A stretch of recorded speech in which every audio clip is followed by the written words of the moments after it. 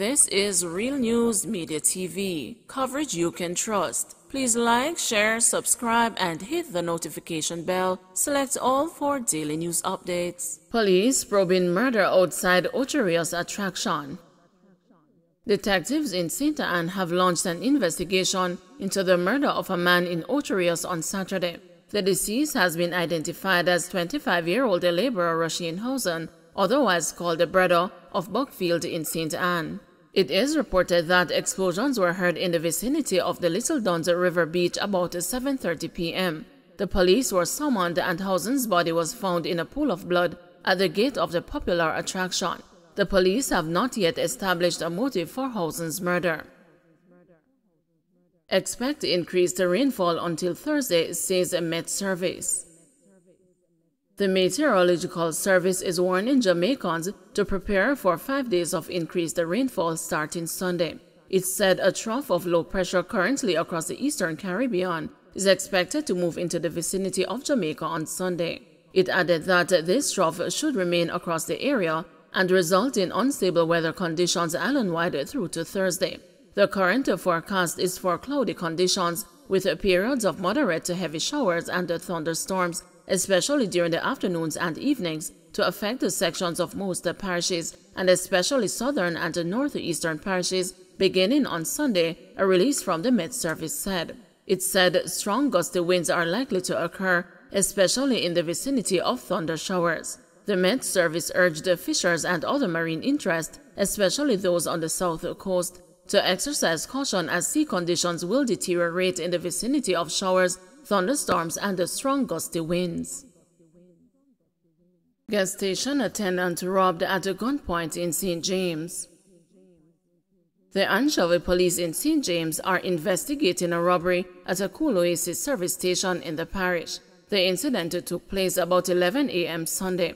It's reported that a man walked up to one of the pump attendants, held her at a gunpoint, and robbed her of an undetermined sum of cash. The gunman escaped in a waiting motor car. Disappointed in public defender's utterances, says agency has worked assiduously to improve its customer service.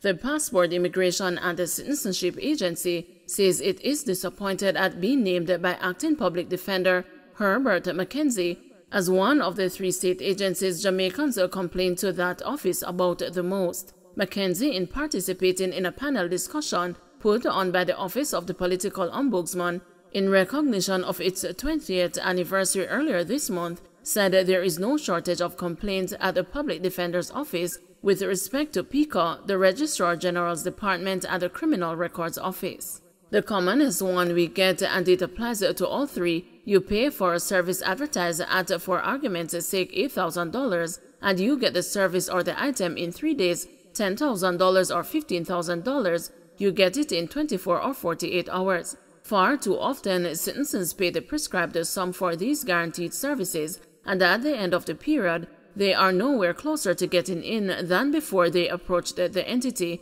McKenzie told the conference then. According to the acting public defender, it's the quality of the service and the standard that is important.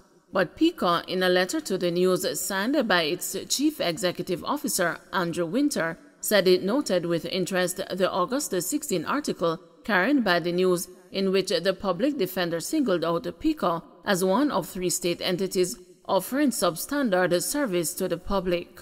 Over the past 5 years, PICA has made a significant investment to improve the overall experience for its customers, the agency said. Those improvements, PICA said, include the relocation of the Montego Bay and the Mandeville offices to make them more centrally located with improved facilities that are safe and comfortable for both the customers and the staff, an online appointment system which enables customers to use any internet-enabled computer or mobile device to make an appointment to conduct business at their convenience, and the launch of the online adult passport renewal system, which enables customers to use any internet computer or mobile device to renew any adult passport issued after September 2001. PICA said it has also implemented a Dropbox service for customers who want to deposit their applications in the office for processing, with the option of returning to collect the document or having it mailed or couriered, as well as the implementation of a robust community intervention program to improve the access of Jamaicans in rural communities and the diaspora to their services. In the meantime, addressing Mackenzie's criticism of its express service offerings, PICA said, while it offers several options for expedited services, this must be balanced against ensuring the authenticity of the documents received to support the application for the product or service. It added the veracity of every document issued by the agency must be maintained and must meet international standards in order to ensure acceptance worldwide. Balance must always be maintained between securing our nation and the identity of Jamaicans. The acting public defender, in a letter to the news following the publication of his comments, chastised the entity for its headline, "Disgrace," noting that at no time at all did I ever say that PICA, RGD, and the Criminal Records Office were causing Jamaicans the most pain, or any such words which could be interpreted as such. NHD seeking developer for Rutherford Towers Phase 2. The National Housing Trust has started advertising for developers to bid to construct Phase 2 of the Rutherford Towers apartment complex in New Kingston. In its newspaper advertisement, the NHD said it wants the developer to construct 233 units in at least 3 towers. It said it expects the exterior of the new buildings to match the existing structure. Developers have until November 30 to submit their proposals. Earlier this month, Prime Minister Andrew Holness announced that the Phase 2 of the controversial project will go ahead. Critics have lashed the NHD last year over the high price for the units, which ranged between $27.7 million and $37.7 million, charging that the state agency had strayed from its mandate to provide affordable housing. Those criticisms had thrown doubt on the continuation of the project, but the Prime Minister later stated that, after careful evaluation, the government had decided to build Phase 2. Clarendon fisherfolk affected by sargassum calling on MP for help. Fishers in Portland Cottage, Clarendon, are complaining that their livelihood is being affected by a buildup of sargassum. They say their boat engines are being damaged by the buildup and that their usual catch is being reduced. They are calling for Member of Parliament and Agriculture and Fisheries Minister Pernell Charles Jr. to assist in clearing the sargassum from the area. We are appealing to Mr. Pernell Charles, who is the representative for fisheries and also the Member of Parliament for the community, to please come and assist the fisher folks of Portland Cottage, Barmouth Beach. We're losing on our engines. Fishermen can't go out. We are used vehicles to travel boats, go outside. And this is so unfair because fisher folks have to go through a lot of different challenges and difficulties. So while we are experiencing this problem, our Member of Parliament comes right under fisheries. So this is where Mr. Charles should come in and assist the fisher folks of Portland Cottage.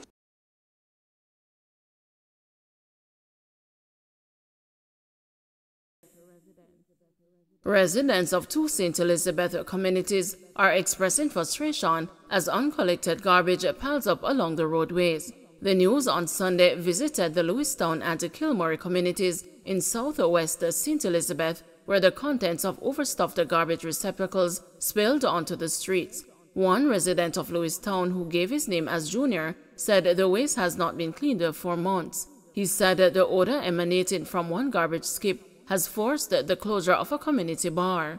The garbage won't clean. A long time it not clean. See all the bar up there have to lock down because of the scent of it. The lady can't open up the bar. She have to close it down, he said. People just come and throw it down cause nobody fi clean it. We want some more trucks, some more workers, he added. A motorist from the area described the situation as a disgrace and urged the authorities to take steps to have the garbage collected.